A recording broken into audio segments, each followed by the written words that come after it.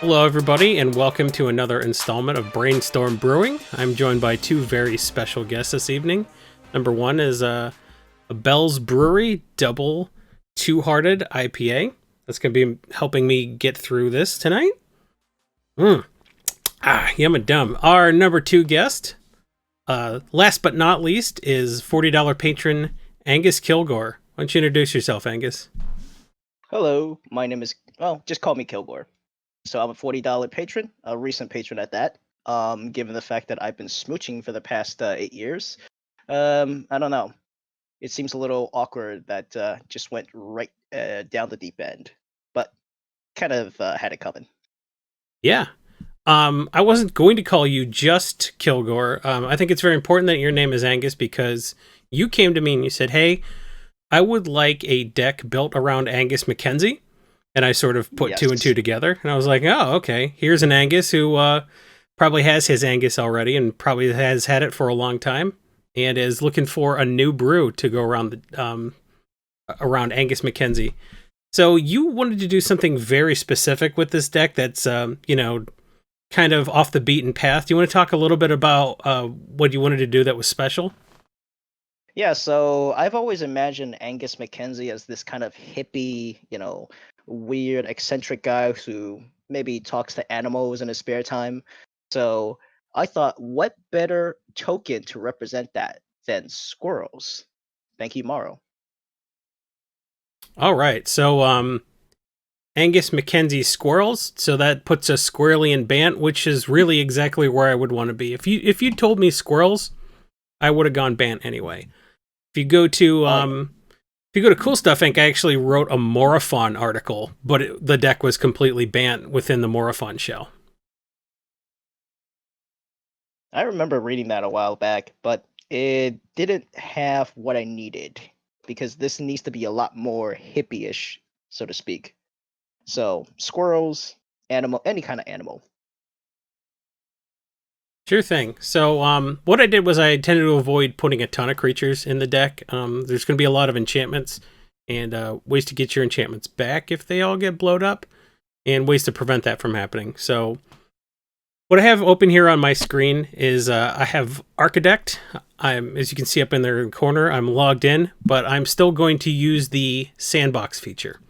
I like the sandbox on Architect because it just lets you play around and you're not married to anything.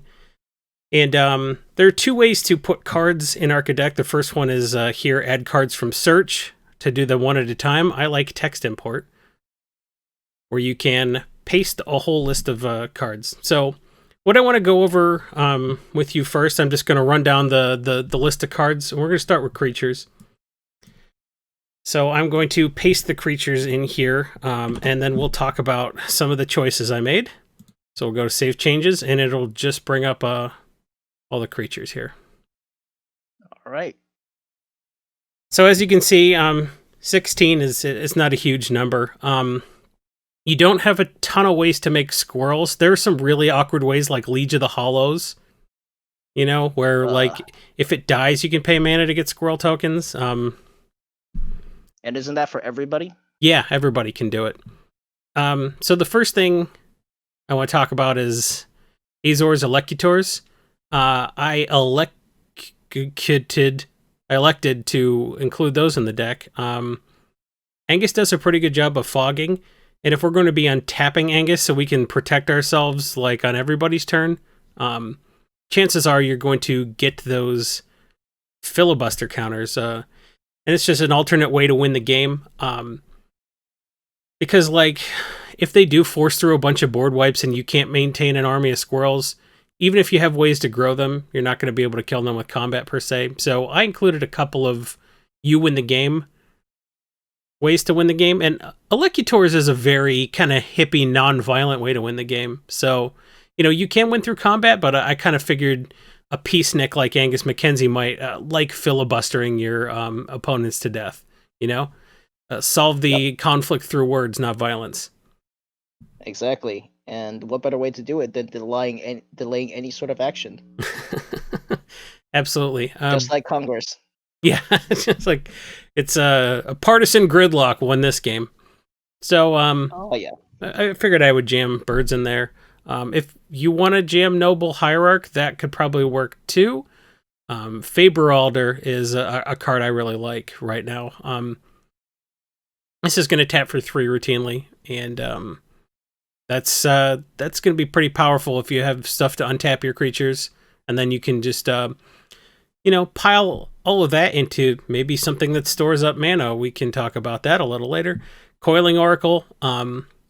I have sort of a bouncing and like flickering sub theme with this deck, so I think Coiling Oracle is very just useful. It's just a great card to have. I like playing something like this over something like Farseek.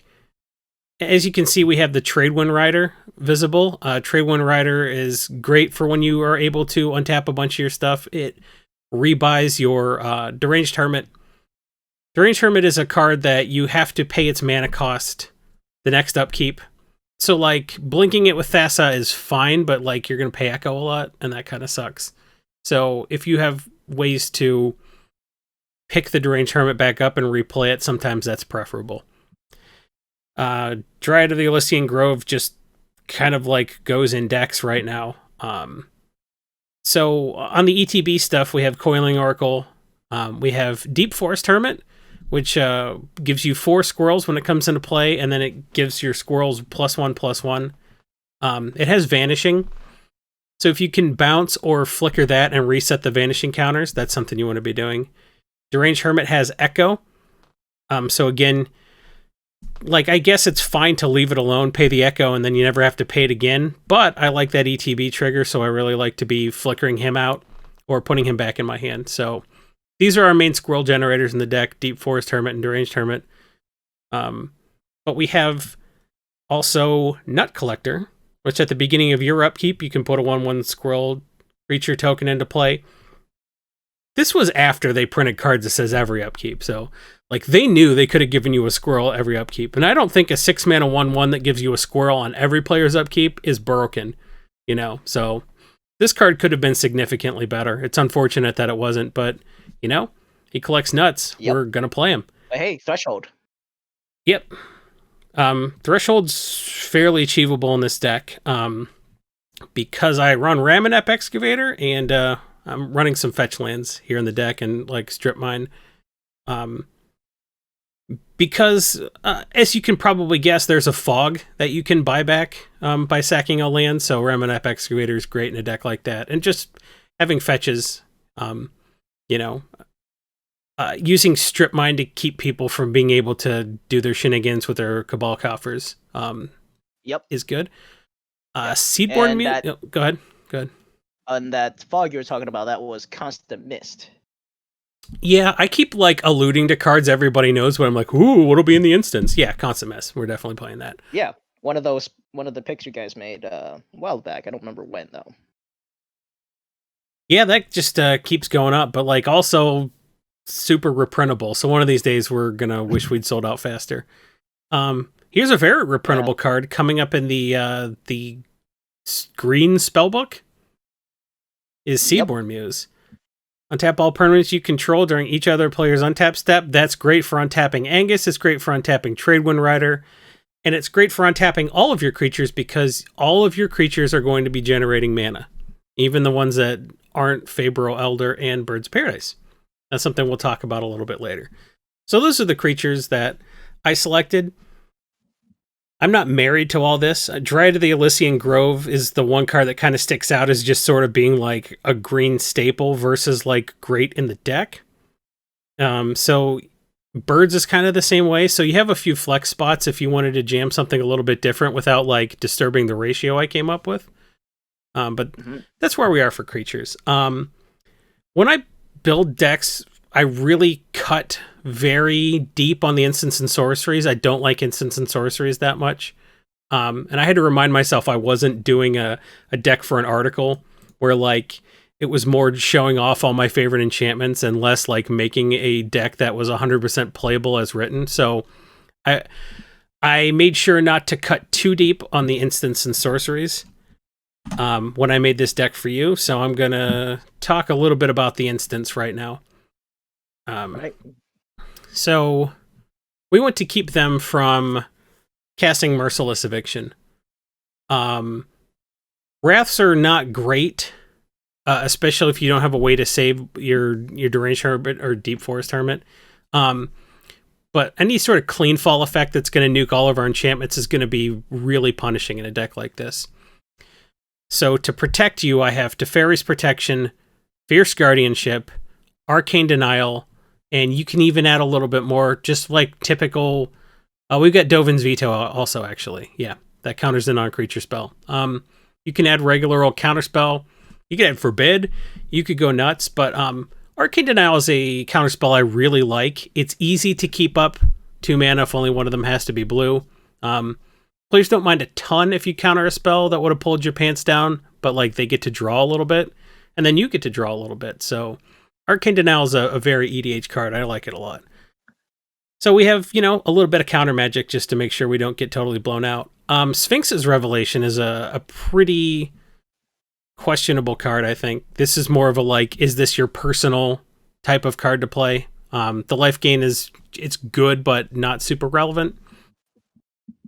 I think you're going to have a little bit more mana than you're used to in a deck like this, if all things go well. So Sphinx's Revelation could be a gain 10, draw 10 sort of a card. I don't love tutors a ton, but I couldn't not run Enlightened Tutor with all the enchantments that are very important in this deck. So I did include Enlightened Tutor and Idyllic Tutor when we go to Sorceries. If you don't like Psych Rift, you can cut Psych Rift. How do you feel about Psych Rift, by the way, while we're talking? Psych Rift is fine, I feel like, in a mono blue deck where there really isn't much to play if you're mono blue. But when you have other colors involved, your flexibility kind of opens up, and you don't necessarily have to jam the card that basically turns you into public enemy number 1. Mm-hmm. Well, one feature of Archidect is these plus and minuses right here. We can nuke Psych Rift, and it's not in the list anymore, and we will have 98 cards when we're done. And what we can do is we can go over to this little glass there, click on that, and we can search for a card and enter it manually. And, so you can tell me if there's a pet card I missed, and we can jam that right in the list. As far as instant and sorcery is concerned, not anything in particular. Okay, but we can add another creature, we can add another land, and you haven't we can look into that after. Yeah, that's what I was thinking. So I'm gonna add the sorceries in now, and it gave us a gold border card. Tight. Archidect, I think, goes from Scryfall, and it just picks a random one. So sometimes you'll get a gold bordered version of it signed by somebody here. I think Replenish is pretty important in the deck. This has a lot more sorceries than normal. Sorceries? Sorry, enchantments. It's got. I mean, it does have more sorceries than normal because 8's a lot for me. But no, Replenish is pretty good in the deck.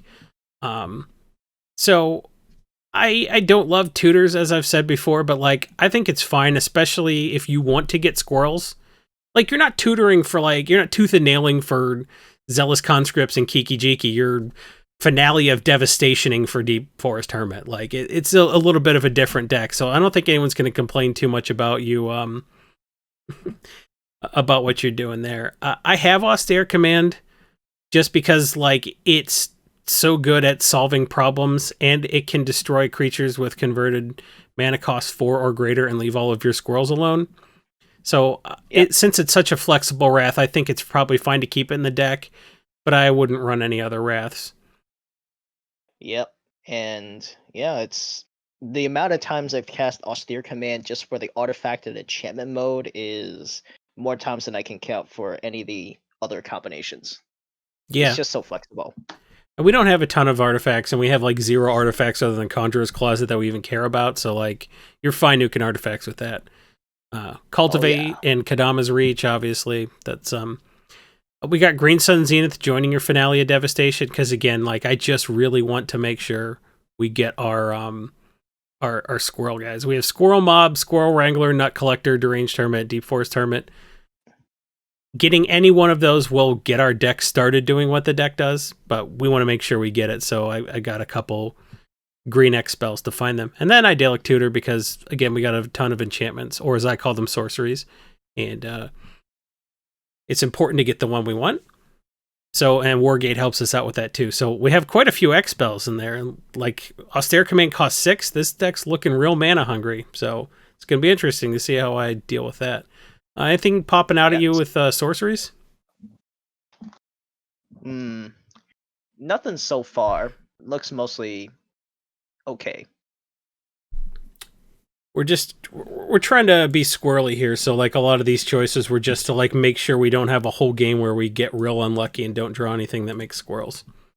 Yeah, understandable. But the issue is, without seeing the rest of the deck, it's really hard to tell, the angle that the deck is trying to go for overall. Sure, but it was more like, you don't love Psych Rift, so we cut that. Just wanted to sort of see how you're feeling so far about this. I would put that in the maybe section only because of how contentious Psych Rift is. Because anytime you play that against somebody, they have a habit of remembering that you Psych Rift their entire board last time, and that make sure you don't get to 7 mana. I feel like it just tacks 15 to 20 minutes onto a game. That too, especially if you're behind. Yeah. Yeah. I almost added more mana dorks, cut a lot of the mana artifacts, and added something like Collector Oath or like Null Rod, but yeah, that's always been my problem the first time when I'm building decks, is that I'm so used to building a regular competitive deck that it's too focused on early game, and then once you want to get to the late game, you can't do any of the fun stuff that you're supposed to be doing. Sure, I get that. So I added the all 4 signets, right? Azorius, Selesnya, Simic, and Arcane. You got Sol Ring. Oh yes, the honorary signet. Lantern. Greaves, I think, is important, but a couple of picks that I think make the deck work are, one is Conjurer's Closet, and you can see how that kind of works with Deranged Hermit, Deep Forest Hermit, Coiling Oracle, some of the ETB stuff. And if you wanted to add more ETB stuff, like Eternal Witness is just going to do, if all you do is like Conjurer's Closet, Eternal Witness back every turn, that's going to be pretty tasty. Now, once we get our squirrel stuff going, we will have a ton of ways to tap them without attacking. And Throne of the God Pharaoh is going to do a lot of passive damage to them. I loved that card when it first came out. I always thought that it could have done something, maybe for a white-red aggro deck, but it was what it was, considering that everything else around it, either before it or afterwards, was just too much. And effect is legendary. You can't even stack the effect. Yeah. I think it's going to do work in this deck. Oh, yeah. And it's each opponent, and it's loses life. It's not one player takes damage, it's each opponent loses life. So, like, I think the way this is written specifically, it's going to do some work in this deck. So if we go up to the corner here, we can see we're at 41 cards. And all we have is enchantments, planeswalkers, and lands left. So, like, we are not even halfway through this deck. So this is going to be very bottom heavy. Not a ton of creatures, not a ton of artifacts. The real meat of the deck is going to be this next portion, which is enchantments. Exciting. This is where the deck does work. We have 19 enchantments. That's more than we have creatures. Well, it is a Bant deck after all. It's a Bant deck. So, first up, we have Anointed Procession, and we have Parallel Lives. Those are both going to make your squirrel production a little bit more effective, especially if you're blinking and rebuying it. All of a sudden, you're playing Deranged Hermit, making 8 squirrels and popping it back into your hand with Trade Wind Rider. That's going to be a good turn when you start getting up to some shenanigans like that. I like the fact that Aura Shard says May, because once you start playing a ton of Squirrel tokens, you're going to run out of stuff to blow up other than your own stuff. So Aura Shards is basically only in the deck because it says May. You're going to get 4 Aura Shards triggers, or 5 every time you play a Deranged Tournament, so it's going to be pretty nasty. Yes. We are playing Awakening and Wilderness Reclamation. Because we have Helix Pinnacle, which is another non-violent, hippie, passive way to win the game. So between Azor's Elocutors and Helix Pinnacle, we have 2 like completely non-damage ways to win the game, and Throne of the God Pharaoh is a passive way to win the game because we're not going to be attacking people that much. Yeah. Yep. But we do have Beastmaster Ascension if we do want to be doing some attacking.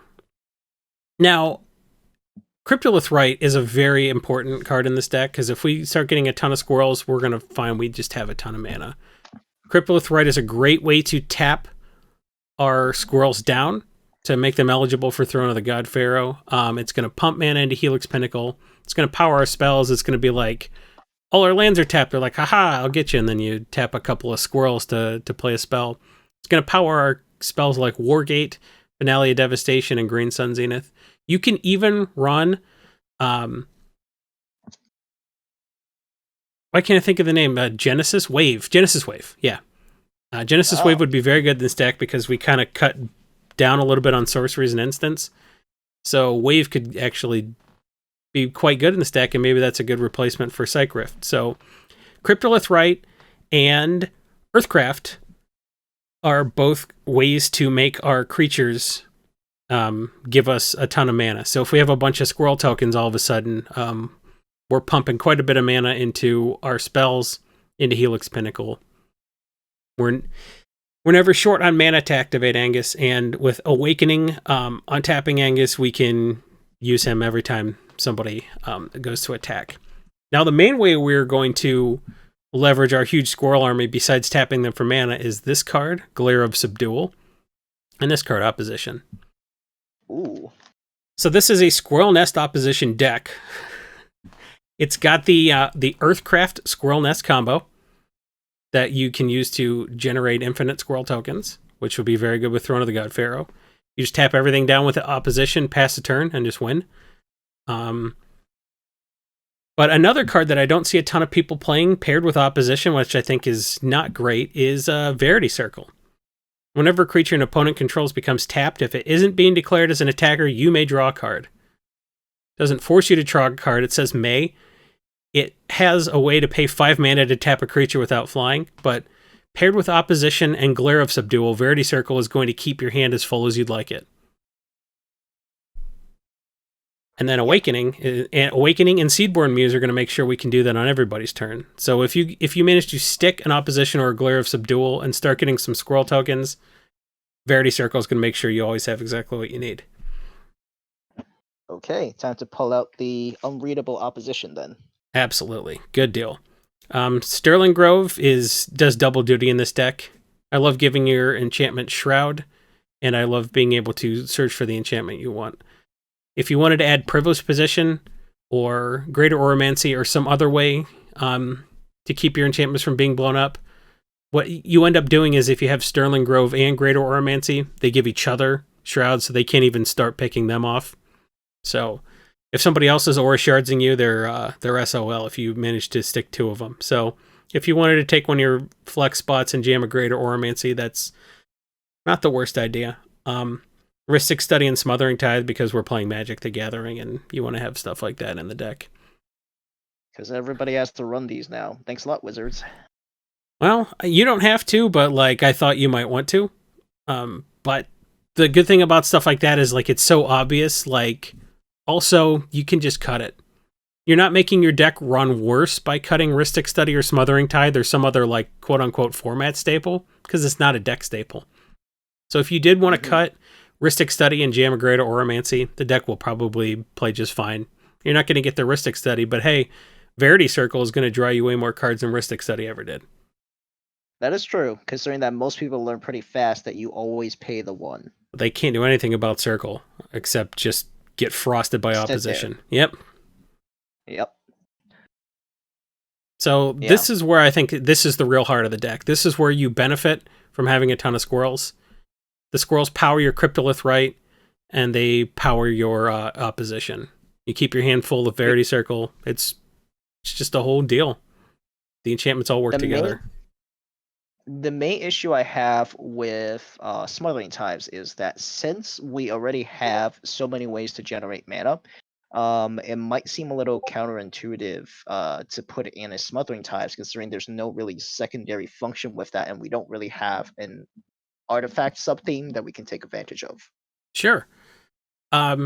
Yeah, when I use the term flex spot for a card like that, I just occupied a few spots with cards that were like just never objectionable, but they are super cuttable.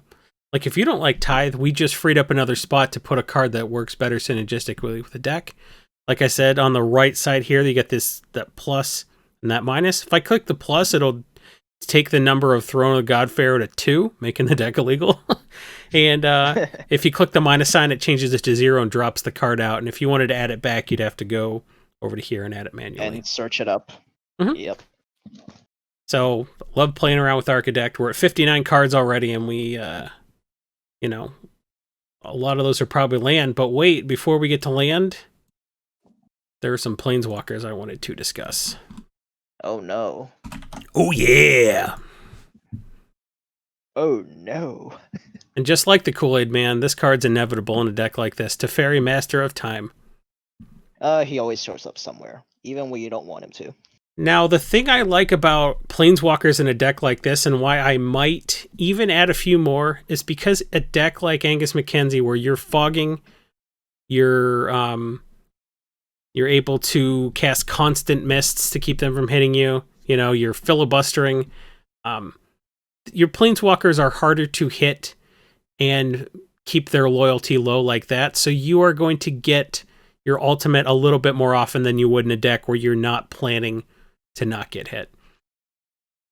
So Teferi, Master of Time has a very cool ultimate where you take 2 turns after this one, but you can activate his loyalty abilities on everybody's turn, so you can just be looting all the time. And then time stretch. Yeah. And All right.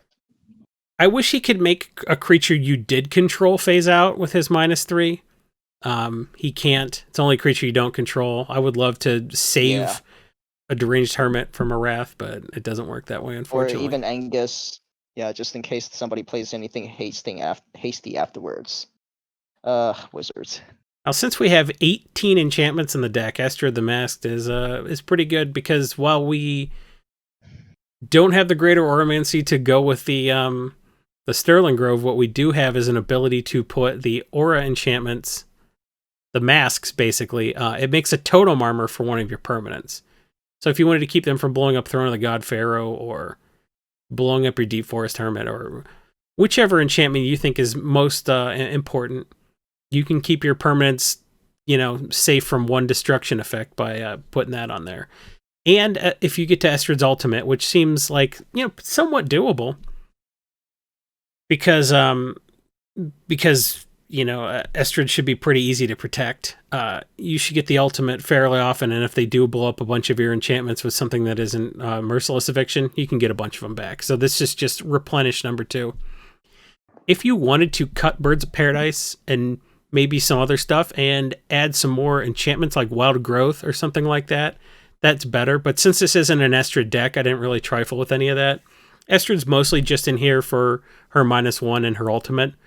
So if you just add 2 loyalty counters to her and don't have any enchanted permanents to untap, that's fine. But Estrad can put the totem armor on Angus and untap Angus, so you could use them like Fog. that. Yeah.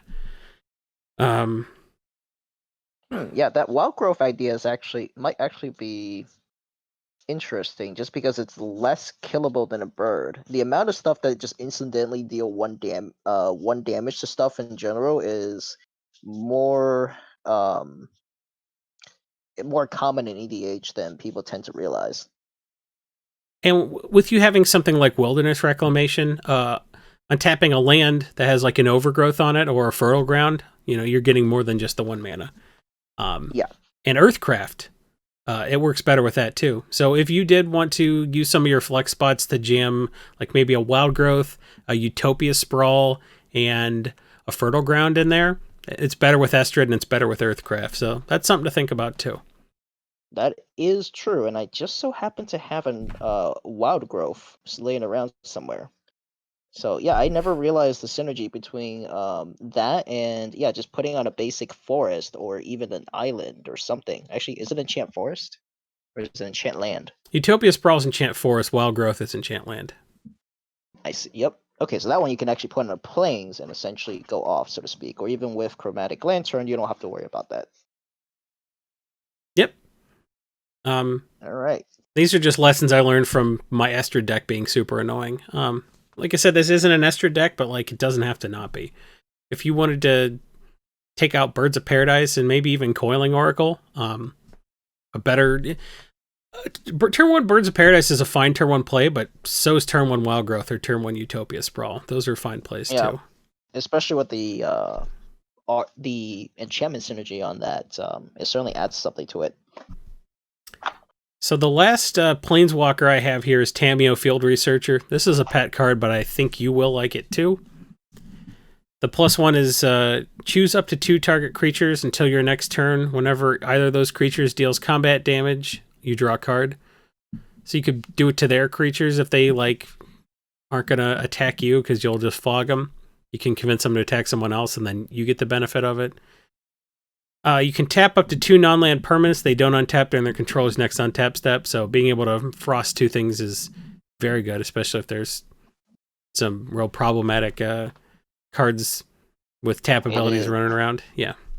Yeah, and yeah, I don't think you're understating the fact that well, here's a trivia for you. So I have a Russian copy of Tamiyo Field Researcher.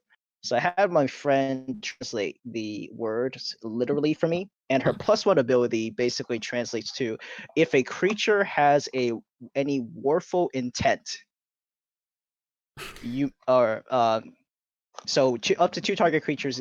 When they have warful intent, you may draw a card. Nice. Yeah, it's really hard to even say the translations, but apparently a lot of Russian or foreign cards are translated weird like that it does not make sense at all. Which is why I make a habit of trying to find weird cards like the Eldrazi's and get them in a foreign language with some really weird translation errors in them. Although part of me thinks that's intentional on some one of these foreign translator guys are just pulling one on WotC. It could be, yeah. Yeah. Like a tattoo artist that, tells some tourist. What does that say? Yeah. Oh, it says bravery. No, it means chicken. Okay. It's like, what is that? It's like, what is that? It's like, it means you want water. It's like, but I thought it said Brittany. And then Tamiyo has an emblem. You draw 3 cards and you get an emblem with you may cast non-land cards from your hand without paying the mana cost. Yeah. So. Yep. Yeah. If you wanted to add to that card. Go ahead. In standard a lot. Yeah. The amount of times that ultimate came into effect is more than it's a lot actually, surprisingly. And with you being a fog deck, it's fairly easy to keep Tamiyo from getting swatted at. Now, here's the part I care about the least usually because I think everybody builds their mana base the way they want to build their mana base. So, like I didn't include any ABU duels. You can put ABU duels. You can do whatever you want. But there are a couple cards I do want to discuss specifically. Okay. There's 35 lands. They're just lands. I included some fetches because fetches are good. I included some temples because, I don't know, I like temples. But I think you should include a Swarm Yard because it can regenerate a squirrel. And you've got ways to make colored mana, so like I think it's fine to have a Swarm Yard. So the problem I have with Swarmyard is it literally only regenerates one specific creature type. For the extra mana, why not consider putting in Yavimaya Hollow? Yep, that's a Since yep. I mean most of the ones we care about are green anyways. Sure, Hollow's fine. If you've got room to monkey around with your mana base. So if you wanted Hollow, that's perfectly fine. That's a good idea. I think Swarmyard is really cute, so I wanted to include cute cards. Yeah, but how is she supposed to flex that Brainstorm Brewery life? But just saying, I bought Yavimaya Hollow 4 years ago because a podcast told me to. Oh yeah, exactly. Yeah. Nothing like time in the market. Yeah. All of Heliod's Generosity. You're probably going to do a lot of work with that in this deck specifically. Oh yeah. I included Maze of Ith and Core Haven. I don't know if you like those. You don't have to run them.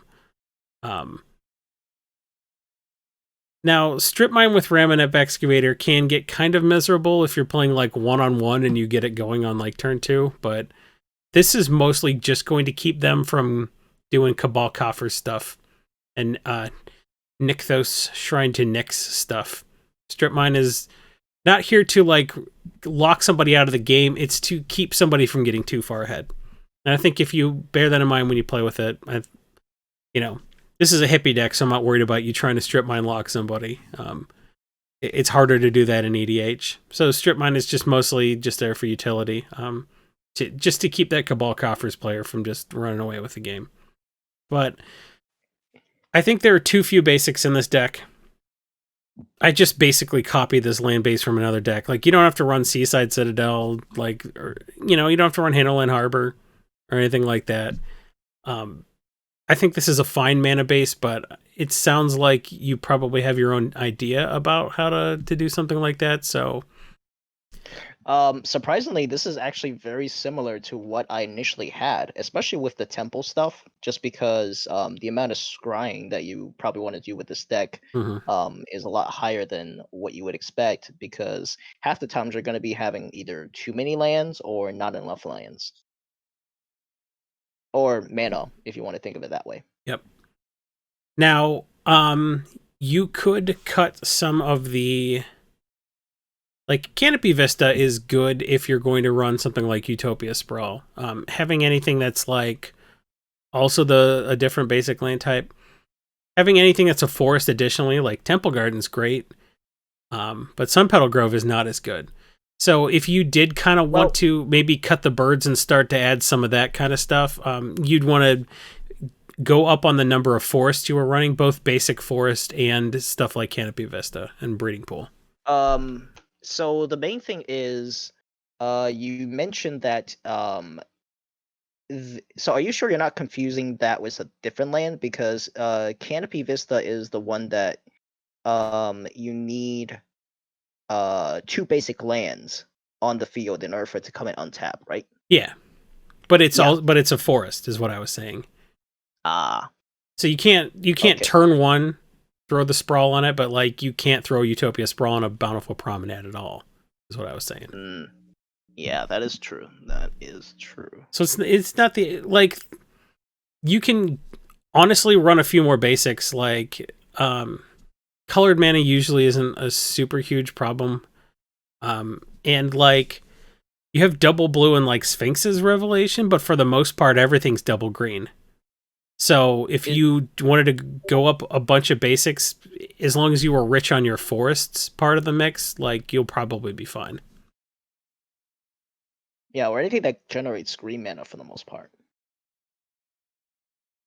So we cut a couple of cards here. So one last thing I wanted to talk about is how to get some ideas about maybe what to run.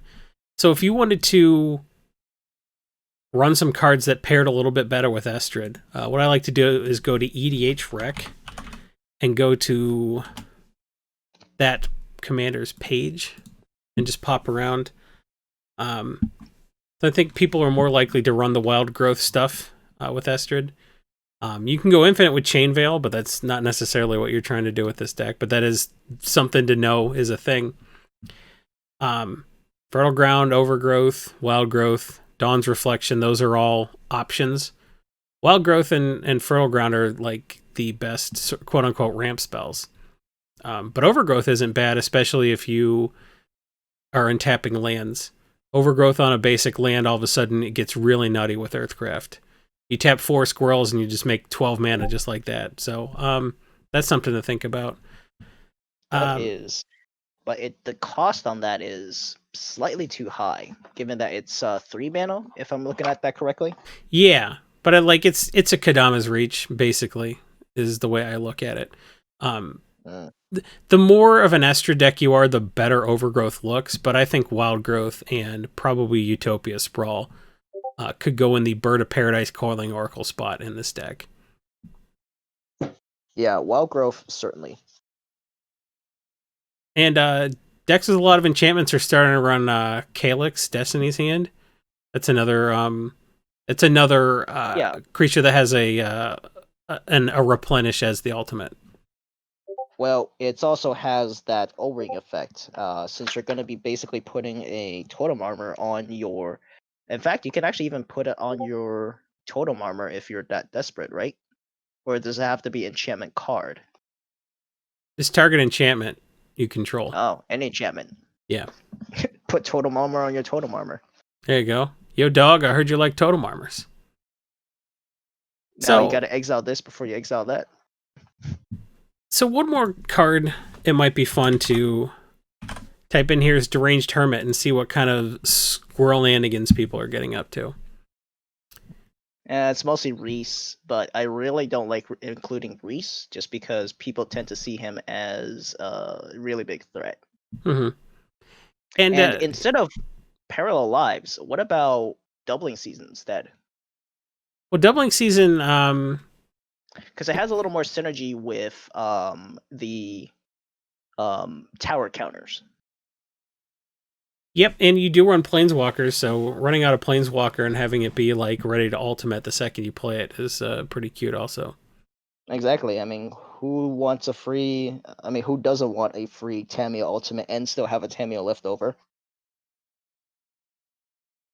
Yep, Doubling Season's that's a fine inclusion. And I'm noticing that everything's real weird. Like we're looking at some real weird cards for synergy. Like I don't know if Elish Norn is the kind of life you want to live with a deck like this. Tendershoot Dryad doesn't make squirrels, so we're not getting a ton of synergy here with Deranged Hermit. We're mostly seeing, well, people who played a jank card like Deranged Hermit, which is in 720 decks in the last 2 years, are playing Kesa as the commander. And wow, that is a name I have not heard in a long time. I remember picking that up in a bulk bin and thinking, is that even a card? Or is that supposed to be like an uncommon? Her type was errated to be I think she's a druid, or she got an errata to be some sort of relevant creature type. I forget which one it was, but yeah, but this is me before I think this is before the errata, because this bulk define was from a while ago.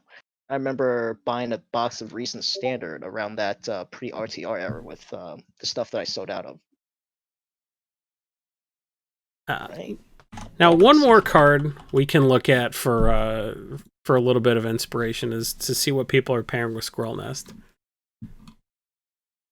Synergistically, it's just like, yep, there you go, Earthcraft. Yep, can't go wrong with that. That's a good pairing. It's a match made in very old standard. Squirrel Nest opposition was I was playing that in Extended back when Extended was a thing.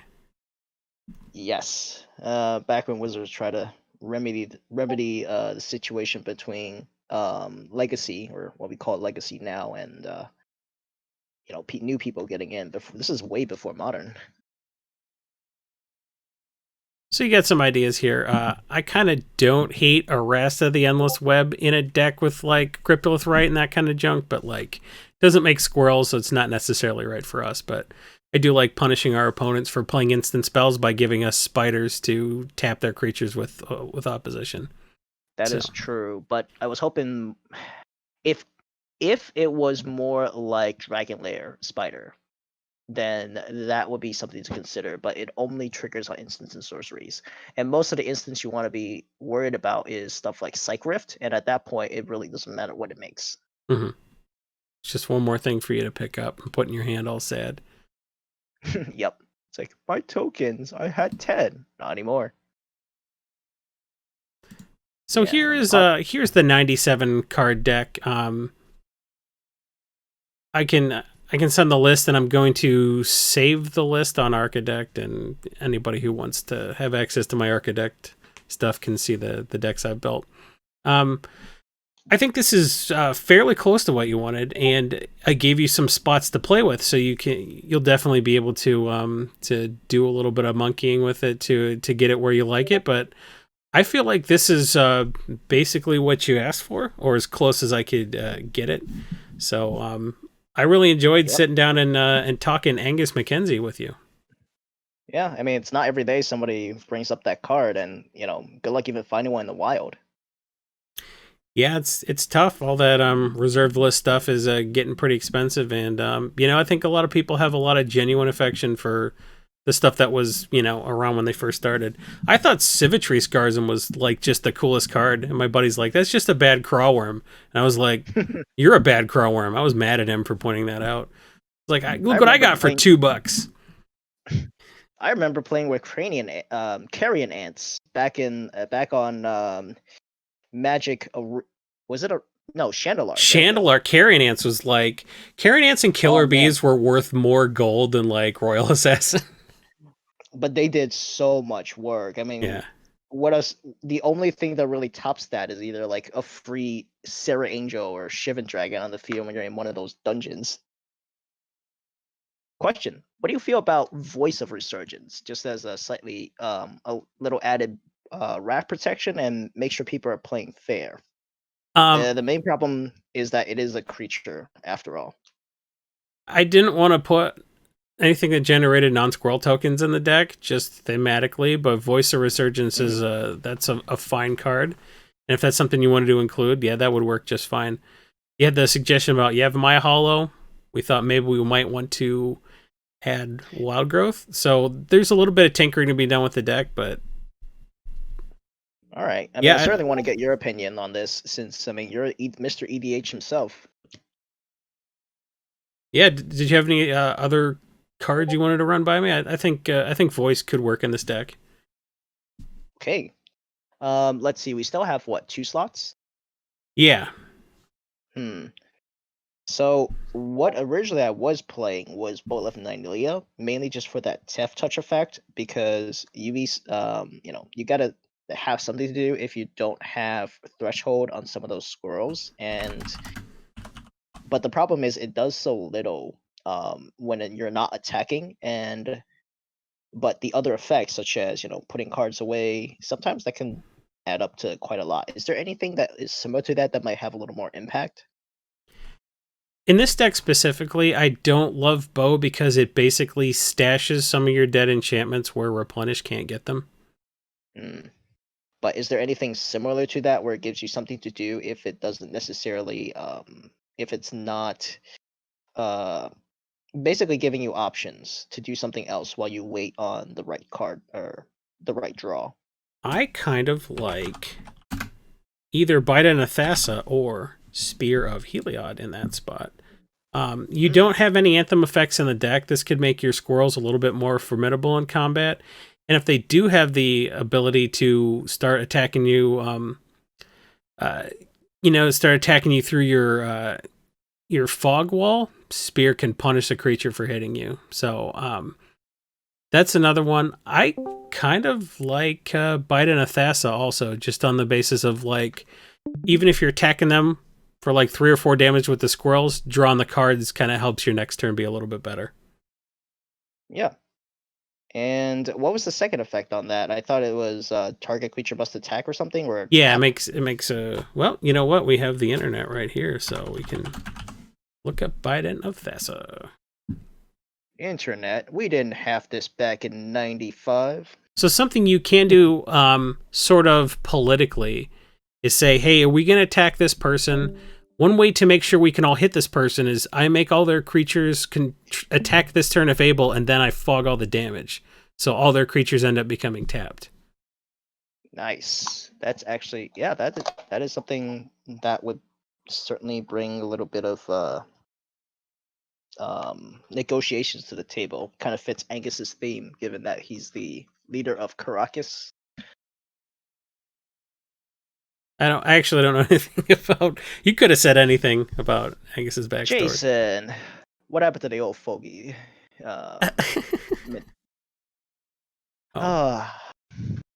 You know, I think some of our patrons are going to find out here in the next month or two just how little Corbin and I know about card flavor text.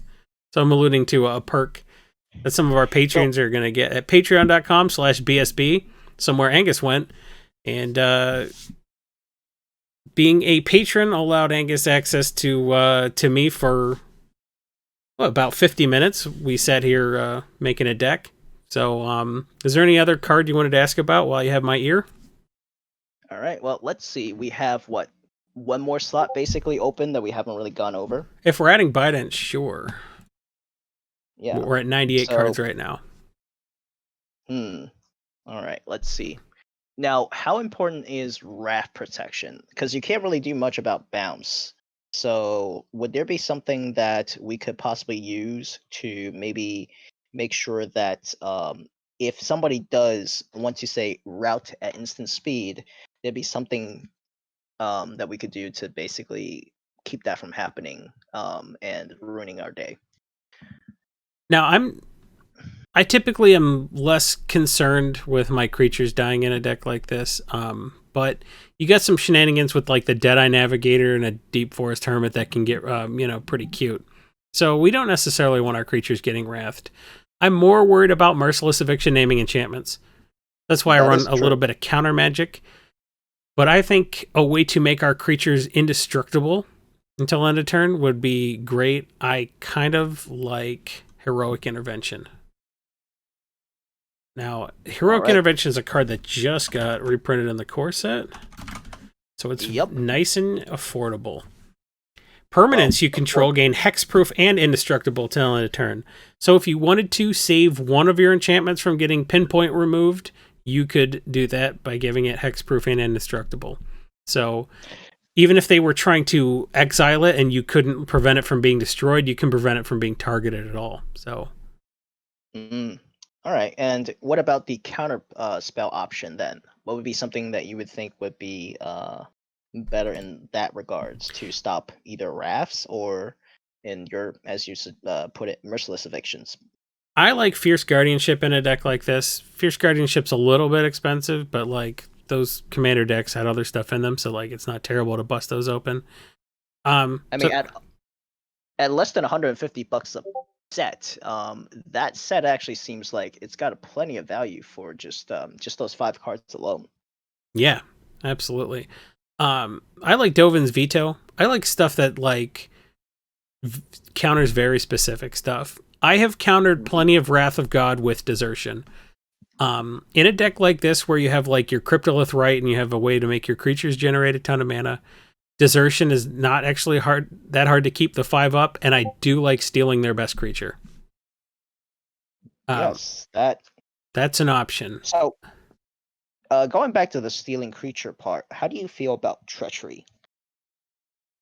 My Estrid deck that I alluded to is Treachery Tribal. I have as many Treachery effects as I can have in the deck, and then it's Enchantress.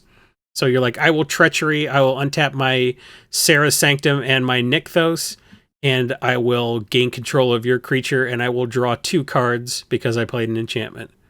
I love doing crap like that. So I feel very strongly about Treachery. Agent of Treachery. I really like Thieving Skydiver, the new one. I like all kind of stuff like that. That's very much up my alley. Like, I think Helm of Possession should go in a lot more EDH decks. In a deck like this, where you're generating a ton of Squirrel tokens, which are pretty expendable, finding a creature to sacrifice to power Helm of Possession, super easy to do. You're turning a dead squirrel into like alive their commander. or even take their stuff if they have something that only wipes your board. And now it dies with us. I really like Helm of Possession, and I especially like it in token decks. So if you wanted I would play that over Treachery in this deck personally. Like, as cute as it is to untap your lands, being able to repeatably, like if they wrath the board and you have a Squirrel Nest on a land, all of a sudden you play a Squirrel Nest and then you use Helm of Possession to turn that Squirrel token into whatever blocker they play, they're going to end up behind. So I like Helm of Possession a lot. It's a pet card, but like you asked about Treachery, and that's just where my mind went. Yeah, Possession would certainly, and let's see, you can choose to keep that tapped in order to continue controlling that creature, right? Mm-hmm. Yep. And if something comes better comes along, you can just untap that Helm, give that creature back, and take something else. Yeah. That is actually, that might be better than Treachery because you have to actually bounce or find some way to either bounce or flicker that Treachery. You do still control it, but of course, there's always that chance that either they sack it or something else happens. And if the Helm itself is still on the field, then you could just reuse it either with an untap from Seaboard Muse or something along that line. Yeah, I can definitely see that. Yep. In a deck with a lot of tokens, Helm just seems like a slam dunk to me. I like it a lot. Yeah. So that's an option too. Yeah, and that is really underplayed because I've never seen anyone play Helm of Possession, even in decks that you expect would play it, in something sort of sack deck or maybe a Prosh deck or something that would have some sort of token synergy. Nobody has that card. Yep, if it were played on game nights one time, that would be a $70 card. It's just the way it is. Now. It's just, you heard it here first. Right? It's just the way it is. Somebody played Helm of Possession on game nights, everyone would be like, well, that card can't be right. That's a little too good. It's busted. Yeah. But it's always been here. Yep, and it's quite old. It's a card from Tempest, so... and reserve list too, right? Maybe. If only we had access to the internet. All right.